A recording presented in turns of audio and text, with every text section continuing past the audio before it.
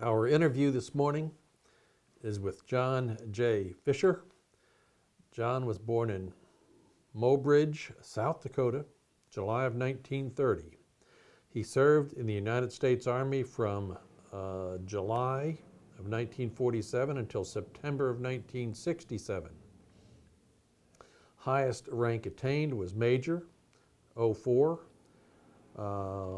This interview is conducted at Crowley, Texas on Friday, May the 10th, year 2013. My name is Dale Dexheimer. In the room is Milton Gibson, our videographer. Neither of us, neither Milton nor myself, know or are related to John. This interview is conducted for the Veterans History Project at the Library of Congress and also Operation Remember in Burleson, Texas. And with that, John, you can tell us about your time in the U.S. military. Okay. Well, it began really in Aberdeen, South Dakota. I was living there just before I went into the service. And I was basically on my own. I was living at the YMCA. And to get through my last year of high school, I say my last year, it wasn't the last year of high school, it was my last year there because I was a high school dropout. But I lived at the YMCA. I worked at the theater nights as an usher, the great sum of 35 cents an hour. And then we got promoted to take over the popcorn machine. I got a raise of 15 cents an hour, so I had the ghastly sum of 50 cents an hour I was working for. And then I got done with my junior year of high school, and it was getting pretty close to me being 17, so I had a few debts I had to take care of, and I went to work at a lumberyard days. It had burned down, and they were rebuilding it, and I went to work there for $1 an hour. So when I left Aberdeen, I owed no one. I had paid off my grocery bill, my restaurant bill, the YMCA, and I had $1.50 in my pocket. But I owed no one. And got on the train and went to Fort Sheridan, Illinois. That was in August of 1947. And got up there and processed, and 1 week past my 17th birthday, I raised my right hand and said, I'll do it. I did. And I was in the Army. From Fort Sheridan, Illinois, I went to Fort Knox, Kentucky for basic training. Completed basic training, and it was one of the colder winters they had in Kentucky. It was rather miserable, but we got done with that, and I went to the quartermaster school, which was then Camp Lee, Virginia. I believe it's Fort Lee, Virginia now, but then it was Camp Lee. And I went 8 weeks to school at Camp Lee to become a quartermaster supply person, and from there I went to Panama. We flew to Panama, the only time I'd ever been on an airplane at that point. And the pucker factor was pretty high. You kind of puckered up and you almost cut buttonholes in the seat. But it was a very interesting flight, especially about halfway there when they hit an air pocket and that aircraft dropped about 2,000 feet real quick like. And it was very interesting. Got to Panama, got reassigned to the 660th Engineers. And at that point, the 660th was a survey, topographic survey. They had a very short mission, survey Panama, and that was it. And I was in the headquarters and headquarters company, and I was assigned to the S4 section, which was supply. And I spent a number of months there at Fort Sherman, which is on the Atlantic side. And if you look at your map, you'll find out the Atlantic side of the Panama Canal is 35 miles west of the Pacific side. It makes a loop, and then it's cut through there, and it's very strange. But at Fort Sherman, played games there, and they finally got done with their mission with there. And that's when I got assigned to the 30th Infantry. And I did not like being a gravel agitator. But we got out of there, went over to Fort Gulick, and then over to the Panama side. And worked there for a while. And made a few little trips. Managed to acquire a motorcycle that had no clutch. And you had to suicide it to get it in gear. And you fire it up in and push a real fast jump on there and slam it in gear and away you go. And that's how the thing got going. So I got my tour in Panama. Managed to keep out of jail.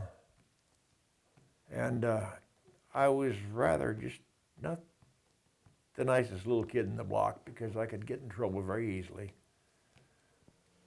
But I got back from Panama, and we were sitting in the harbor in New York City, waiting to get off the ship. The next morning we would go to Fort Dix, be discharged, and that'd be it. That would be the end of my 3-year duty. However, that afternoon, the bitch box aboard ship, now hear this, now hear this. All discharges have been frozen for 1 year. That was due to the outbreak of the war in Korea.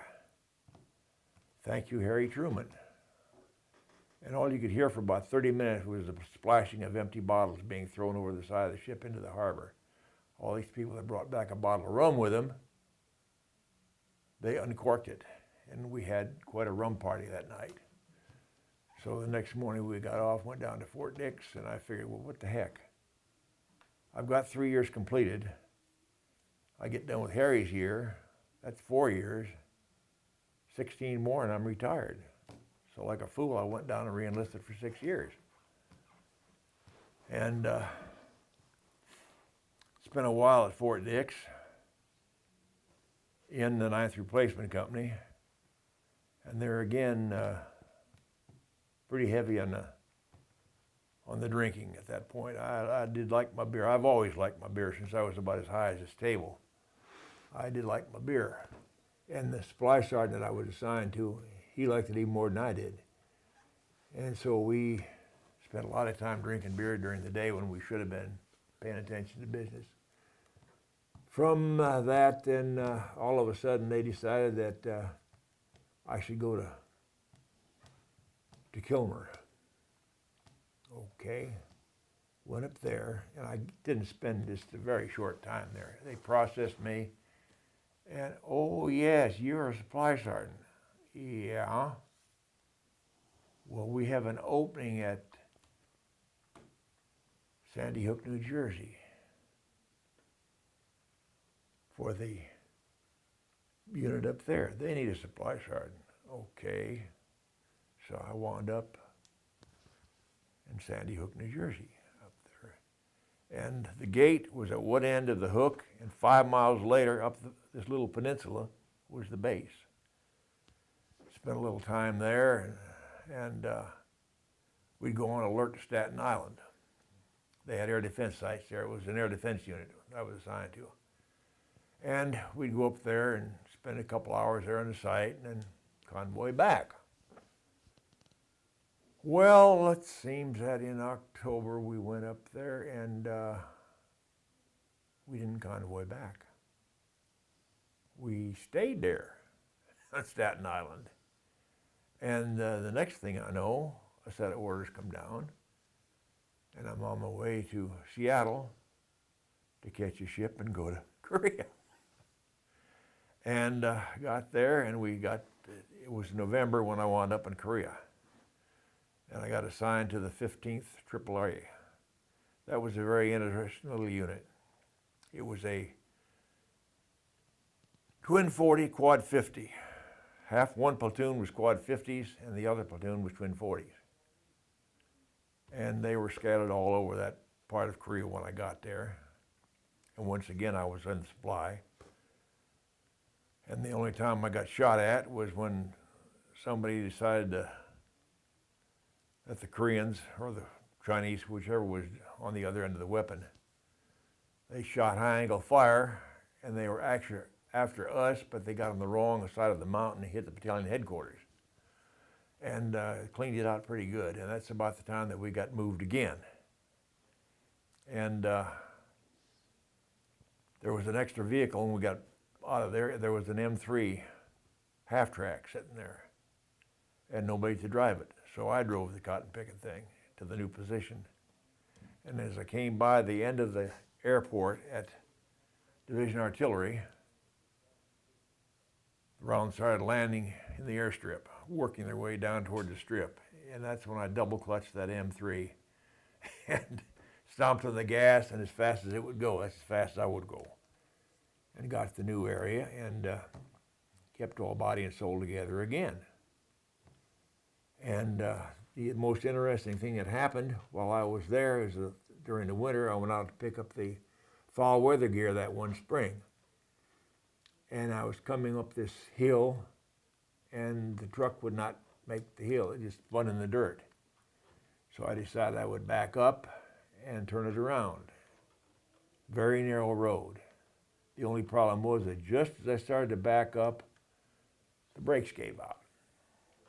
And it's going backwards rather fast, and it spun out, and it went over the cliff and down the mountain. I'm laying there watching it go bounce and bounce and bounce, and every time it bounced, it threw winter gear all over the mountain. And the thing that saved my butt was there was no canvas on top of the cab.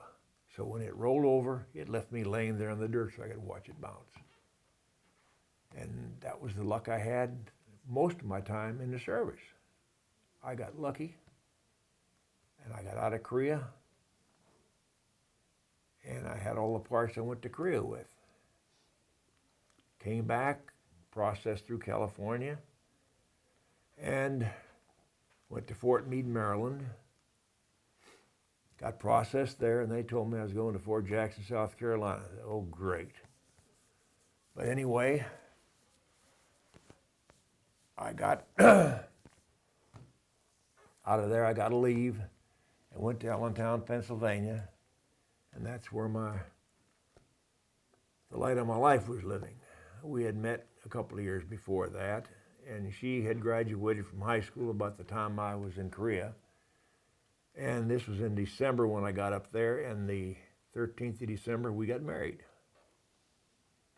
Well, I reported back to Fort Jackson, and I was there about 3 days, and they reassigned me to Fort Benning, Georgia. Didn't stay there very long, and I got down there and got her down there, got quarters. Spent quite a bit of time at Fort Benning. In fact, up until the time I was due to be discharged in '56. And we had a pretty good time there at Fort Benning. I got promoted a time or two. In fact, I got to be a E6. And come '56, we decided that's enough of the Army for a while. And it was Fischer cut bait at that time, so I got out. We had a 1-year-old boy at the time. And we got in the car, got discharged, went to Pennsylvania. And in 1956, it was not the best time in the world to be walking around looking for a job. They had locks in the garbage can, I think. And there was just no jobs available. So I sat down and we had a little meeting, and I says, okay, I think it's time to go back in the Army. And she said, thank God. she was ready to go. So I went back in the Army. I got Fort Dix, got processed, and got reassigned to Fort Dix because while I was sitting there doing my reenlistment testing, this one dude walks by and I said, Roy? And he looked over. He and I had been working together about 3 years before. Well, he was working in personnel. So he just pulled my record out. I got signed to Fort Dix. While I was there, I decided, now this is not going to work. I got 10 years in. If I got 10 more years, the most I can hope for is getting promoted to Master Sergeant. So I decided, okay, OCS is time. I applied for OCS and got it. Went down to Fort Sill, Oklahoma for OCS. And we had a name for Fort Sill for the OCS area. We call it Comanche County College for Kangacockers. And it was very interesting. The reason I went to artillery, because I'd been at Benning and right across from where the infantry was doing the OCS, and all they were doing was a bunch of running around and screaming at each other. And I thought, well, hell, I'll go to Fort Sill. The academics will be tougher, but they won't have near this crap going on. I was half right. The academics were tougher. But as far as the other crap went, they had forgotten things that they'd never even heard about in Fort Benning. But started out, there was 52 people assigned to that OCS class. 36 showed up. By the end of 0 week, there was 22. And by the time graduation rolled around of the original bunch, there were 6 of us. And it was a very interesting 22 weeks. But I got my commission, and my wife pinned on my little gold bar. And while I was going through OCS, one of the artillery courses, this Marine lieutenant was teaching the artillery, or the fire direction part of it. And he says, oh, by the way, he says, the Army has decided that the best place for a 4.2 mortar is with the artillery, that the infantry didn't know how to use them. And I said to myself, Sal, with your luck, you'll wind up with a damn mortar. I got my orders when I graduated, and it was for the mortar battery of the 26th Infantry, 1st Division in Germany. And by God, I was right. I wound up with a mortar battery. And I spent a little time there with the mortars and got reassigned. Finally, I got out of them damn mortars. They were nearly useless. That 4.2 was the sorriest thing the Army ever bought, to call it an artillery piece.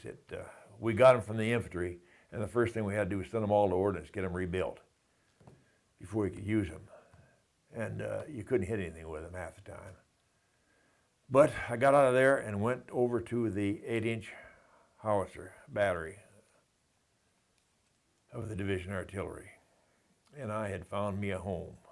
That 8-inch was probably the best weapon the artillery had ever owned.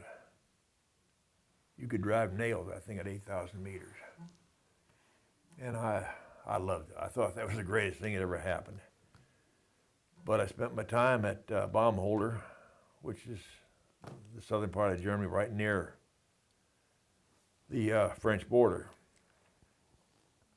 And spent that burden here 3 years at Baumholder.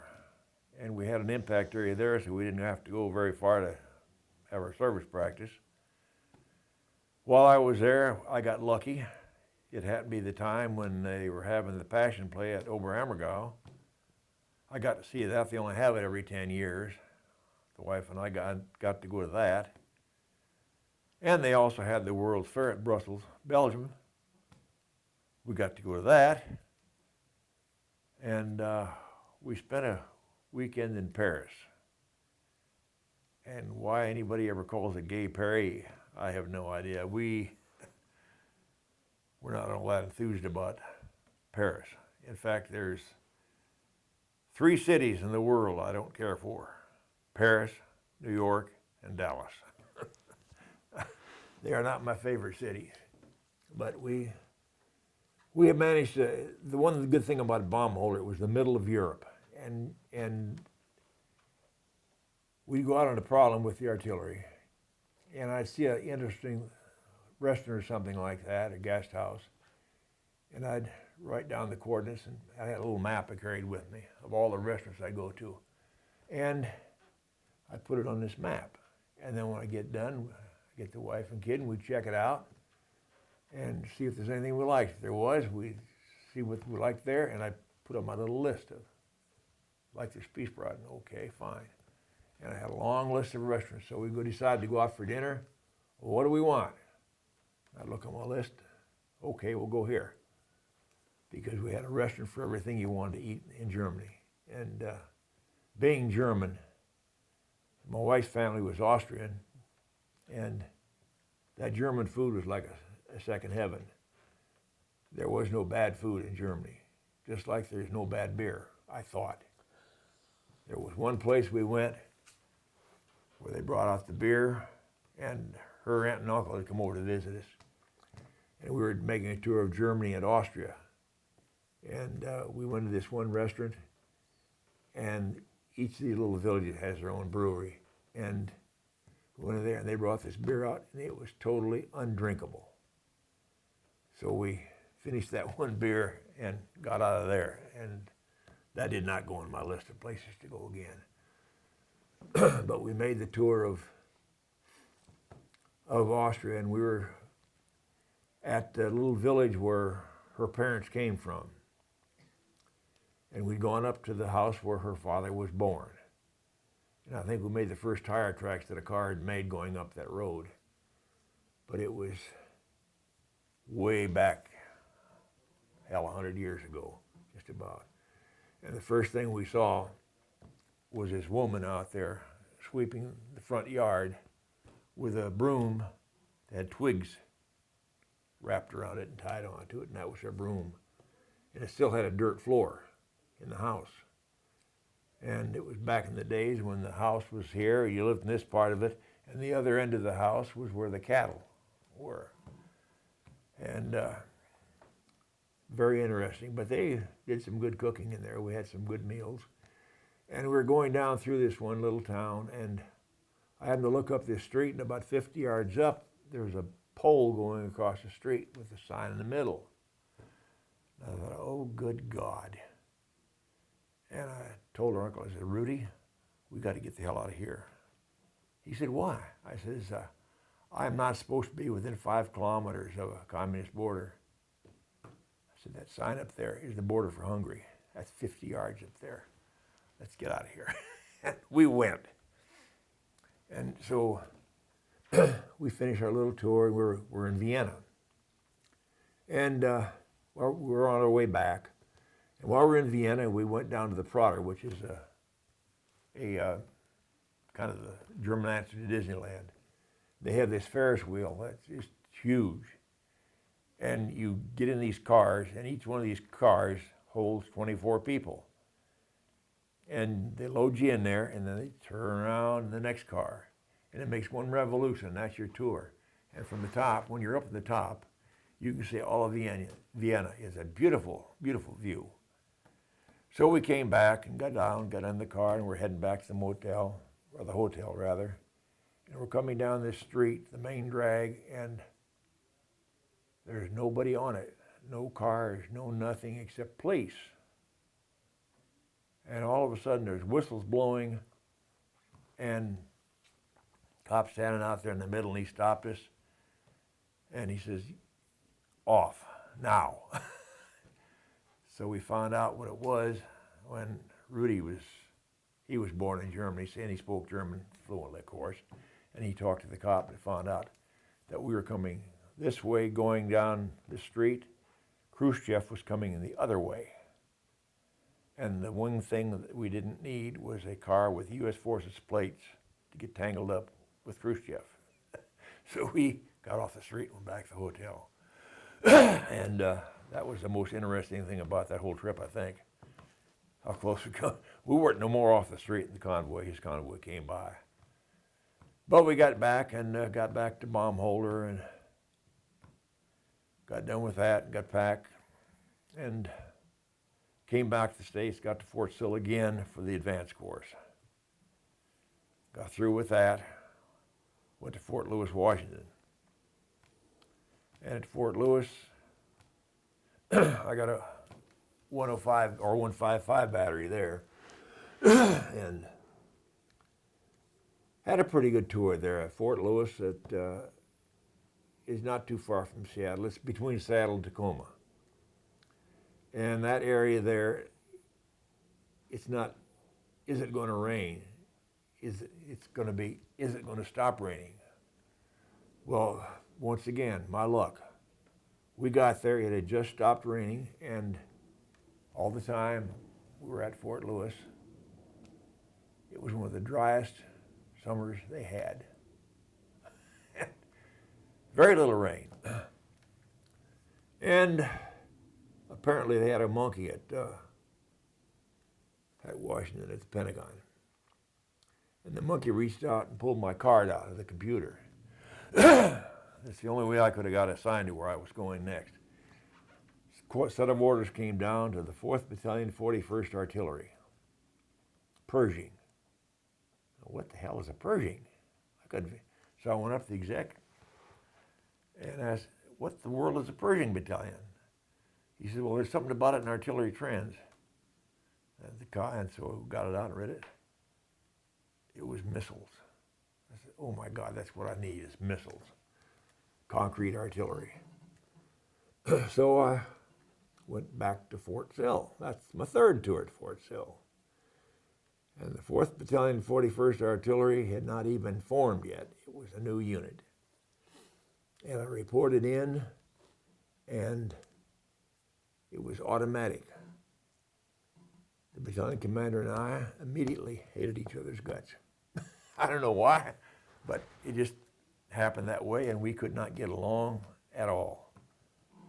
And we finally got the unit formed, did our testing at Gallup, New Mexico, shot the Pershing at White Sands, New Mexico, and we hit White Sands, and that was a break in our direction. We got reassigned, got sent to Germany. I went over to the advance party. While I was over there, it was 28 days before the main body showed up. And that was one beer party that lasted for 28 days. And I was the only one out of the whole bunch of the advance party that made it to work every day. And while I was on the advance party, the colonel from the 56th group called me up. And he said, if I brought you up here as my S4, would you cover me like you cover Fitzpatrick, or you covered the man that was here in charge of the advance party? I says, why not? He says, okay. As soon as the main body gets here, you're transferring up here. So I wound up in the 56th group. And then from there, it was going again. But from there, we took the 41st to Germany. Got reassigned over there, and everything was fine. And then while we're on leave to go to London for Easter, they were trying to catch up with me. Once again, the monkey had pulled the card out of the file. I got back and they said, don't sign in, you're going back to the States. Says, you've been reassigned. What now? We are going to the 13th Artillery. They're forming a new unit, and you're going to Vietnam. So, where are we going in the States? Fort Irwin, California. Where is Fort Irwin? Well, it's out in Southern California. Okay, I went out there and drove out to California. We're following, and we get a little road says going to Fort Irwin. And just about the time you get on that little road, there's a sign to the right. I've got a picture of it now. I kept. It says, Fort Irwin Goldstone Tracking Station only. Road ends 37 miles. And I said, oh boy.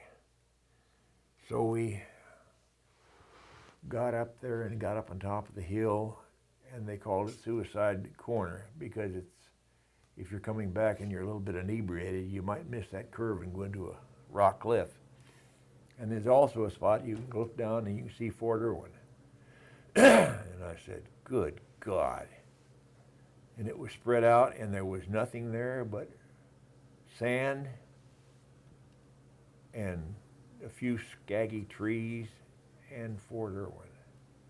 And it was hot. Oh, was it hot. So we got a set of quarters. We were the first ones in these quarters. We got this unit going. We just about got to where we knew who was there. And then the National Guard unit showed up. They were going to do some training. And the first weekend that they were there, this lieutenant and his driver went out viewing the countryside and got lost, and they ran out of gas. And they were supposed to come back, and Sunday went by, and Monday went by, and Tuesday went by. And finally on Wednesday morning, the National Guard says that we have a lost Jeep out there with 2 people. I mean, temperature's running 110, 115, 120. It hadn't hit summer yet. And this idiot that was commanding that guard unit left them people out lost for 3 days. Well, we got called to go out and search for them. They were tromping all over the desert. The first day, we found the Jeep, and it had just run out of gas. And if they had stayed with the Jeep, they'd have been okay, because all the vehicles at Fort Irwin, the radiators had been flushed and the water was potable. You could drain the water out of the radiator and have something to drink. Apparently they didn't know that. They wandered off trying to find water. Well, we found the lieutenant the next day, and his hands had no meat on the fingers. He was trying to dig for water, and he was dead. We searched for 2 weeks. I never did find the other guy. Turned out later, about a year later, they'd found him. And he was in a cave, he was dead. But then we went back, formed a unit, and lo and behold, I got the advanced party detail again. And C-130. We're supposed to leave from George Air Force Base. The aircraft came in and lost an engine coming in, and it landed at a different air base. So we packed up and went there, got on the airplane, and the next stop was Hawaii. Well, just past the midpoint, the damn thing lost an engine. And it landed in Hawaii on 3. And we waited there and went down to the club and had a few while we were waiting for them. They got the engine replaced, and it took off again and went to Wake. Midway point, lost an engine. Just time it touched down at Wake, blew another one. So we had to overnight there. Well, they put 2 engines aboard the damn thing. And we had a crew on this aircraft was weekend warriors. They were National Guard and reservists. They were supposed to go to Hawaii and go back. They wound up with us all the way from Wake, went to Okinawa, overnighted Okinawa, then flew into the Trang. And we get in there, and they didn't even shut the engine off. They dropped the tailgate, and we went out with all our gear. Before we got unloaded good, the tailgate went up, they're gone. They were going home. So we were in Vietnam, and we got out there in this little place where there was nothing, and we set up a camp, got organized, and that's when this colonel down at the Trang run across my name, and I get reassigned to the Trang. High Force V Artillery, we headquartered there, and I got lucky again. And the only time I got a little nervous was at Christmas time, Christmas, New Year's. I got to go up and relieve this major that was up with the advanced unit. And at that point, they had been shelling this area at least once a day, every day. I got there that morning, and nothing. A week later, I left in the morning. That afternoon, they started shelling again. And that's the way my luck had run the whole 20 years I was in the service. So we went back to the Trang. I finished my tour, And got my orders and went to Fort Bliss, Texas. And it was getting pretty close to the tail end of my 20 years. And I got there and I called career management to see what they were going to do with me. We referred to him as Career Mangleman at that time. But this little fella I was talking to, he says, well, you're going to spend a year at Fort Bliss and you go find another tour in Vietnam. I says, how much you want to bet on that?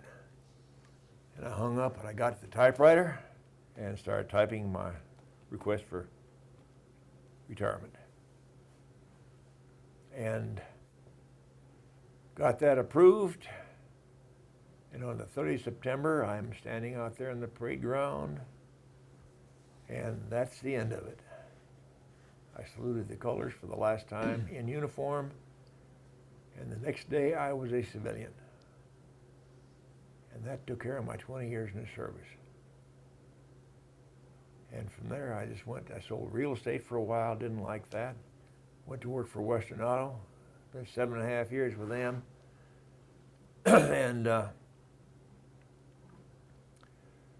everything was doing fine. I went to 3 different stores. They kept using me for the, they had a trouble store, that's where I went, wherever there was trouble. And then they made this one store manager, he and I never got along good. They made him the district manager, and he and I did not see eye to eye, and I left Western Auto, went to Penny's, spent 9 years with Penny's, selling furniture. And one day along about December, the profit sharing statement came out and there was a little figure there. I said, uh-huh. I called the boss over and said, that little figure right there is the one I'm working on. That's the one that tells me how much I got in profit sharing. I says, I'm retiring when Furniture Fair is over with. And 3 days after Furniture Fair was over, we're in our motor home in Florida. And I've been retired ever since. And that's about the way the world goes. And that took care of my 20-year service and 10 years of so-called work after service. Germany, the best place you ever served? Yeah. You seem to have enjoyed Germany. Both tours. I enjoyed it, except with the 41st, I didn't, the first month over there, but once again, we were there, and of course I knew most of the place we wanted to eat because I still had my map. And we just, every time there was a long weekend or anything, we went somewhere. A lot of people would come there and they just sit at the Garrison and gripe because it was nothing to do. Well, hell, there was all kinds of places. People paying big money to come over to Europe. And here you're right in the middle of it. Take advantage of it. We went to a number of times up to Garmisch, which is where the Special Service had a hotel up there, and had a ball up there. We got to see Austria, Holland, 3 times to Holland. We got down to Italy, 3 times to Italy, and got up to Venice, and just Belgium, France. You get to Munich in October? Yeah. How was that beer? Oh, there ain't no bad beer in Munich. And they don't have small glasses. Liter. That's the smallest they got. And the little Frana will come around, she have 3 of them in each hand when she's delivering. You'll pop them down, and she hadn't gone down the street very far, and the beer's empty. It's time to bring another one. But that's good beer in Munich. Couple questions for you, John. Okay. You went into service, you enlisted when you were 16? 17. 17. I was 7 days past my 17th birthday. Did your parents have to sign for My you? my dad signed a paper. I had it notarized. He had a certificate. My birth certificate was all screwed up to start with. It had my name spelled wrong, and had the wrong birthday. It had this 23rd, so I had this statement from my father, notarized, that my name is spelled Fischer, and my birthday is July 29th, and that's what I used in the Army. Okay. You went to Fort Benning. Uh-huh. You go to jump school? No. No. You were quartermaster corps? I was a supply sergeant there. Okay. And now I was assigned to the unit that was right on the edge of where they had the towers, jump towers. They had 4 jump towers until that tornado came through, and then they had 3. but there was one that they had a seat on there. 2 people could go in the seat, and they just haul you up, and then you come down. You were cabled, and then you drop down. I tried that one time. I don't think so. I said, there is absolutely no reason why a sane person would jump out of a perfectly flyable aircraft. So Okay. that was out. We go on to OCS at Fort Sill. Uh-huh. The initial class roster 56 individuals, Uh-huh. and 6 of you got the gold bar. Yeah. It was a little, That's a lot of attrition. yeah. There was a whole bunch left out in 0 week. That was before the course even started. They went down there and just processed you. And until you got to middle class, every place you went was on the double time. You ran. No matter what you were carrying, you were double timing. And some of these people had never run 50 feet in their life. And that's a lot what dropped out in 0 week. They decided they didn't need any of that. You had time in the service before you went to OCS. Yeah, 10 years. So a number of these other folks were like fresh out of college or something? Yeah. And didn't have that military. Yeah, there was, of the 6 of us that graduated in 22 weeks, 3 of us were first 3 graders. Okay. 4.2 inch mortar, is that what we normally hear of as an 80 millimeter? No. No? 81 millimeter is, you got a 60 millimeter, Okay. 81 millimeter, and a 4.2. Okay, 4.2 is about 105, actually 106 millimeter. okay. And it wasn't worth a flip? It, maybe when they were new they were, but the ones we inherited from this mortar company was wore out. They had never been treated like an artillery piece, and they were just a piece of crap. Scrap iron, basically. Every one of them had to go into the ordnance, get overhauled. And, well, the lieutenant that was the mortar platoon leader, he saw me out there with the aiming circle. He come out there when we were out in the field, and I'm looking for a place to set it up because there was weeds all around. I had to have it up in the air where I could get the sight of the tubes. And he said, "What are you doing?" I said, "Trying to find a place to set this dadburn aiming circle up." He said, "Well, we just set it on the head of the Jeep." And I thought, you got to be kidding me. It's a magnetic compass in the head of the aiming circle, and you're going to set it on a Jeep? That's why the mortars were so screwed up. So I said, "No, we don't do that." So I got it set up and got them laid. Okay. You thought much more highly of that 8-inch howitzer. Yes. Was that it wasn't a self-propelled unit, No, was it? no, it was towed.